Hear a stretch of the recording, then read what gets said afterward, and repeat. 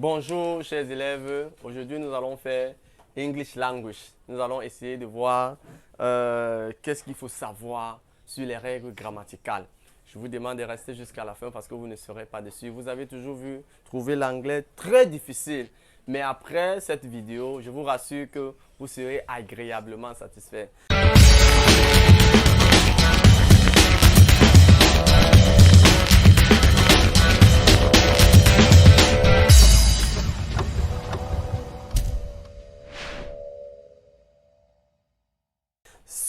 Nous sommes accompagnés aujourd'hui de certains élèves qui sont là pour suivre également le cours. Vous qui êtes à la maison, prenez votre cahier et faites des prises de notes. Bien, merci. Ok. Grammar. Section A. Grammar and vocabulary. I told you that the first exercise of grammar is the dialogue. They give to you a dialogue. Le premier exercice qu'on vous donne toujours en grammaire, c'est le dialogue. N'oubliez jamais cela. Le premier exercice qu'on vous donne en grammaire, c'est le dialogue. Comme le cas que nous avions devant nous. On dit task 1. Jehel and Basson are two francophone students. They are in the playground discussing the necessity of learning English. Help them to build their sentences by putting the verbs in the right tense. First of all, quand vous avez un dialogue, première des choses que vous devez faire, c'est quoi? J'ai dit quoi? C'est quoi? On doit faire comment? On doit lire tout le dialogue entièrement. Lorsque vous voulez remplir, parce que lorsqu'on vous donne le dialogue, on met en exergue deux personnages. Lorsqu'on vous donne, j'étais en train de dire, lorsqu'on vous donne un exercice, le premier exercice sera toujours le dialogue. The first exercise will also be a dialogue. Et le dialogue qu'on vous donne met en exergue deux personnages et traite d'une notion, d'un thème. Mieux encore, lorsqu'on vous donne le dialogue, on met donc en exergue des règles grammaticales que vous deviez résoudre. Parce que j'ai toujours l'habitude de dire, il y a certains élèves, lorsqu'ils voient le dialogue, ils ont l'impression qu'il faut compléter par leur propre mot. Non, ce sont des règles grammaticales qu'il faut mettre en exergue. Donc, ce sont vos notions de grammaire que vous devez mettre en application dans le dialogue, comme c'est le cas ici. On va d'abord commencer par lire tout le dialogue. Je lis.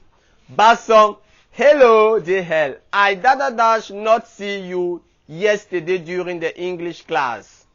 Where you? Where be you? Jehel. I leave the class before the arrival of the teacher. Basson. Why you do that? Don't you know that English is the most used language in the world? And that if you want to travel abroad, you need to speak English.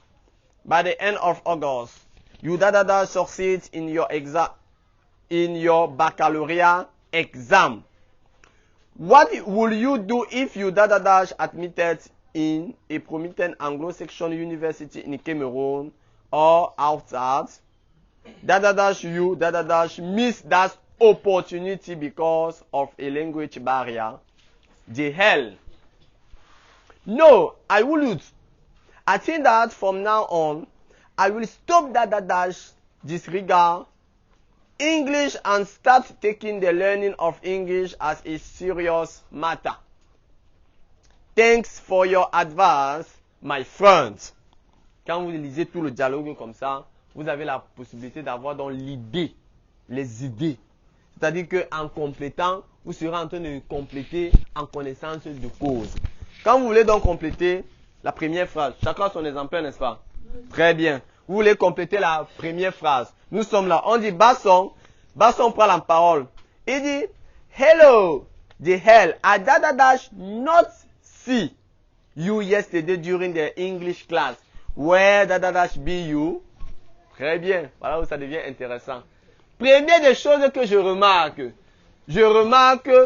qu'est-ce qu'on remarque par rapport au verbe qui est entre parenthèses? On remarque quoi?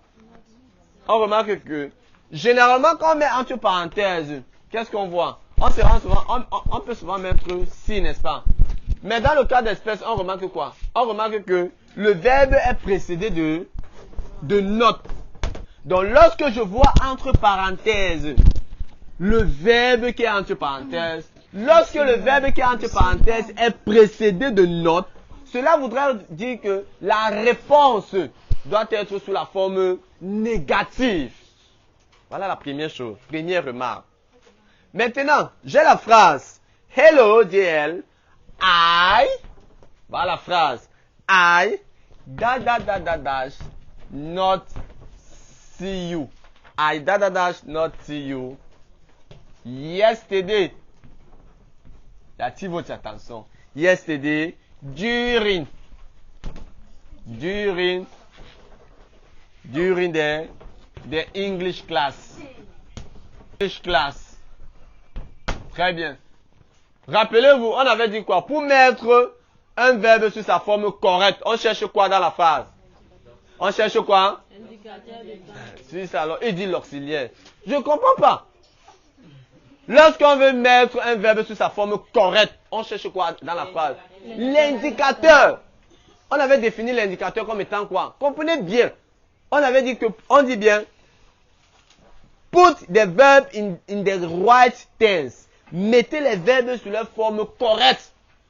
Et pour mettre un verbe entre parenthèses sur sa forme correcte, on cherche quoi? L'indicateur. L'indicateur, c'est quoi? On avait défini l'indicateur comme étant quoi? On avait défini l'indicateur comme étant le temps qu'il faut mettre. Pardon? Un mot qui nous guide pour connaître le temps qu'il faut mettre. Très bien. L'indicateur. Dans indicateur, on a quel terme?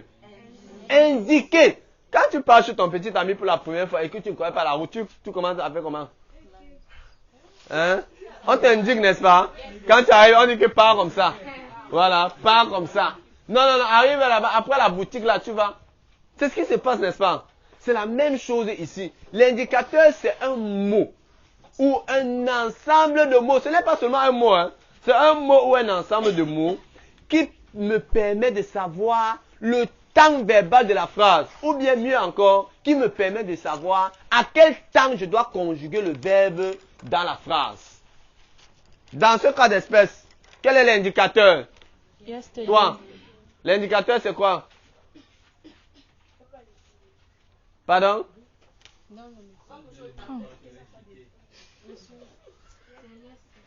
Yesterday. Monsieur, l'indicateur c'est yesterday. Très bien. L'indicateur c'est yesterday. Et nous avions dit que l'indicateur yesterday, c'est un indicateur de quel temps? Ça indique quel temps? Simple past. Hein? Yesterday veut dire quoi? Yeah.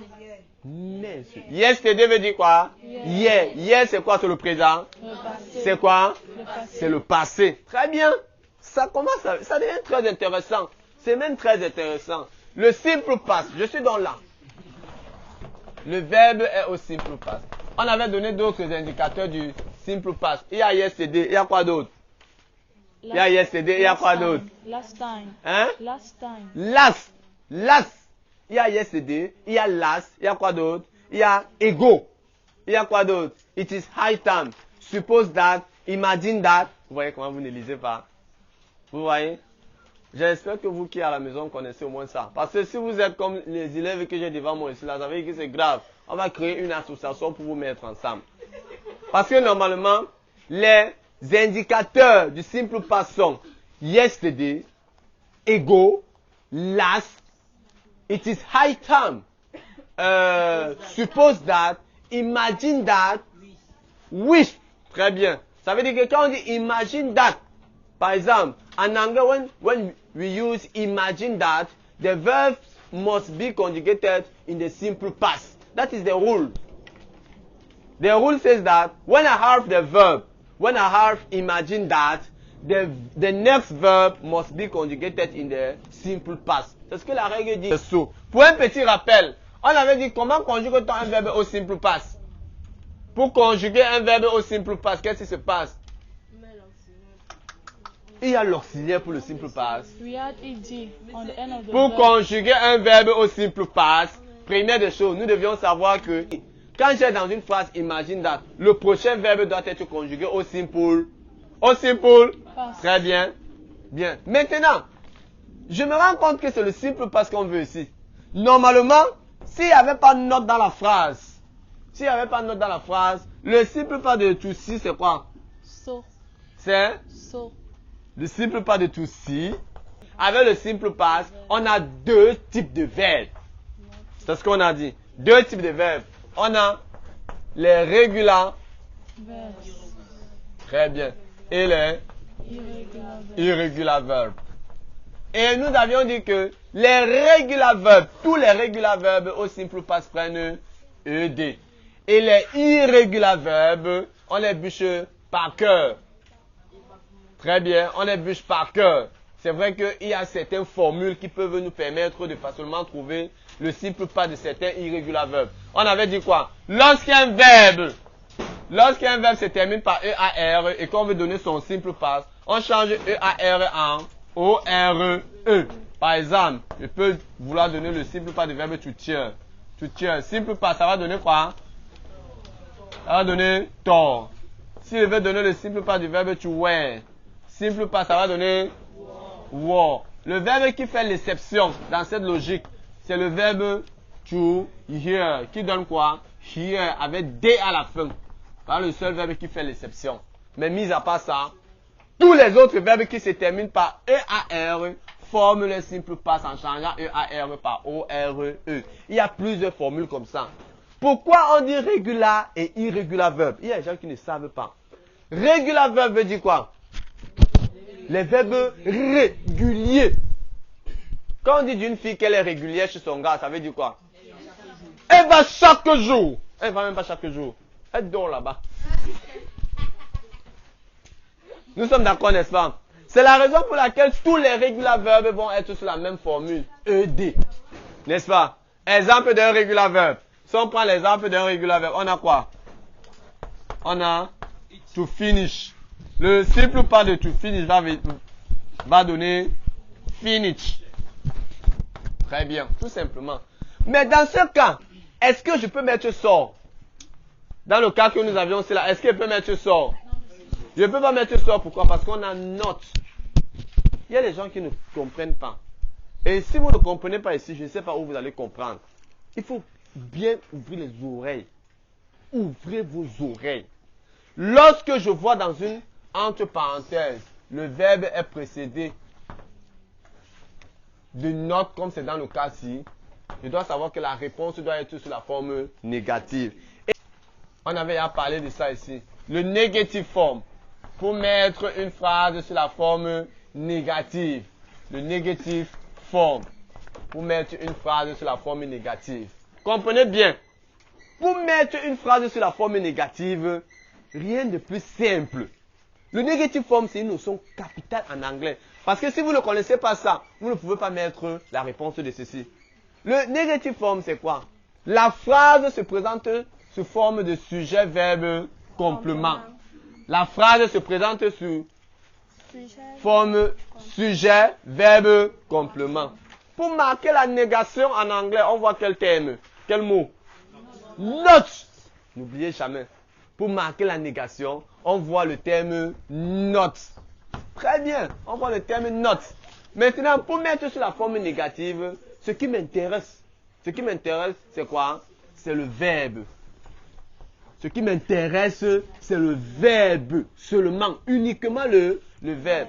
La règle dit, à votre niveau, ou bien par rapport au cas que nous avions ici, la règle dit que si le verbe de ma phrase, il faut bien comprendre, si le verbe de ma phrase est conjugué au simple past,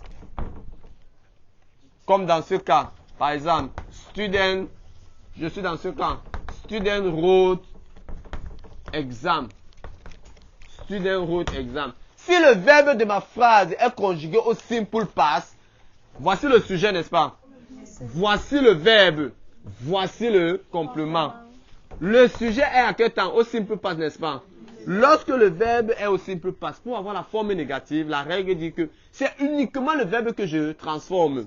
Le verbe doit être sous la formule de did plus not plus the infinitive of the verb. Voilà la formule. Seulement, j'ai dit que le verbe La forme négative dépend du verbe. Lorsque le verbe est au simple past, j'utilise cette formule. Did plus not plus the infinitive of the verb. Ici, ça va nous donner quoi? Student. Voilà. Did not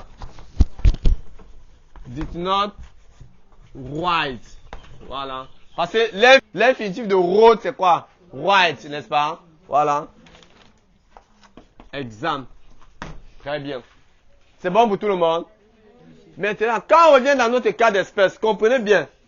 La réponse dans notre cas sera quoi? Did not saw. Toi, tu mets encore ça en comment, mon fils? Did not see. Voilà. Notre réponse est... Tout le monde comprend pourquoi on met did not see. Didn't see. Je peux mettre là l'abréviation. Donc, notre réponse de Hello, dear. I didn't see you yesterday during the English class. Full stop. Where? Dash, on met entre parenthèses to be you. Where? Dash, to be you. Ça va donner quoi? Ouais. Ça donne quoi, ma fille? Dans le cadre ici, hein? Ça donne? On a dit que l'indicateur, c'est quel temps? Quel est le temps verbal ici? Le simple pass. Voilà. Ça veut dire qu'on a commencé avec le simple pass. On va continuer avec le simple pass. Très bien. Le verbe to be. On a déjà vu ceci. Pour ceux qui ne savent pas. C'est un petit rappel. Le verbe to be. On est là. J'ai le verbe to be. Il y a rien qui ne connaissent pas ceci. Je prends toute la peine de rappeler. Il n'y a pas de honte à ne pas savoir. Le simple pass. On est là avec le simple pass. On est là avec le past participle. Le past participle. On est là avec le simple pass. Et le past participle.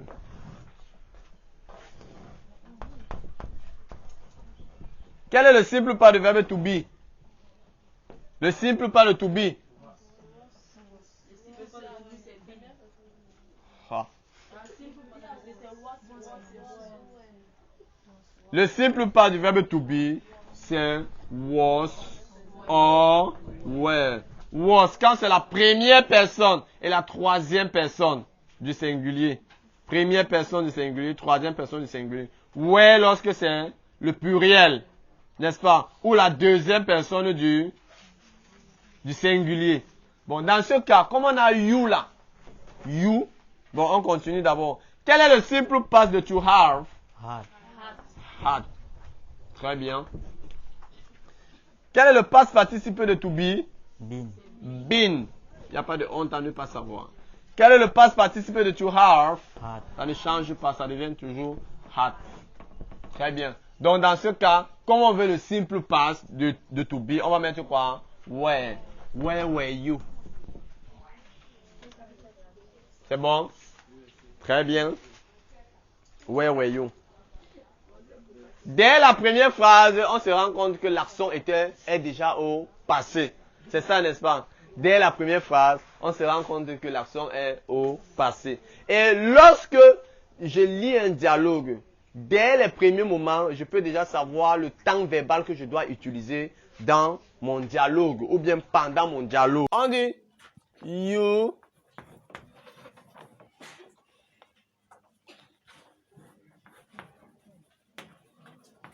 you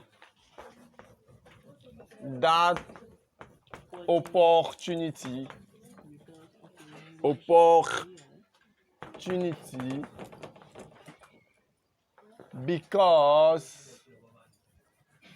because of language barrier. Full stop. Ici là, on met entre parenthèses le verbe to miss.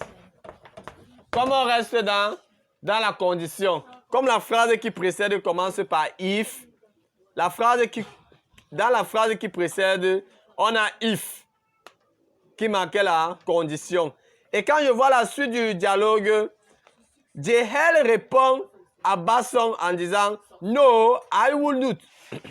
Donc, il y a déjà la négation. Voici la réponse qui suit. Si je vois ceci, cela voudrait dire que tout est au conditionnel. Voilà. Donc, ça veut dire que ici, la bonne réponse sera will you. Tu dois mettre will you. Will you miss? Très bien. Bien. Dernière phrase. No, I will not. I think that from now on, I will stop. Dash. Qui voit la réponse? I will stop. On a stop. On a stop. Stop introduit quoi? Très bien. Voilà. Stop introduit le gerund. Ça veut dire que la bonne réponse serait quoi?